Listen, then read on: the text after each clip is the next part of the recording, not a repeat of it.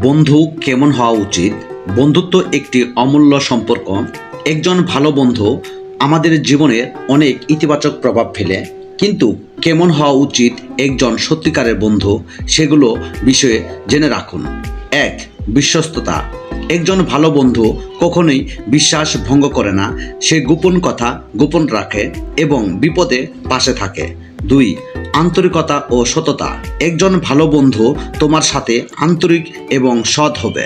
3. সহানুভূতিশীল ও সহমর্মিতা। একজন ভালো বন্ধু তোমার সুখে দুঃখে সমানভাবে অংশীদার হবে এবং তোমার সুখে সে আনন্দিত হবে, তেমনি দুঃখেও তোমার পাশে থেকে সান্ত্বনা ও সাহস যোগাবে। 4.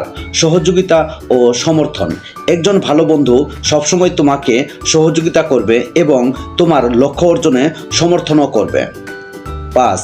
ক্ষমাশীল। বন্ধুত্বের মাঝে মাঝে ভুল বুঝাবুঝি বা ছোটোখাটো বিষয়ে মনোমালিন্য হতেই পারে।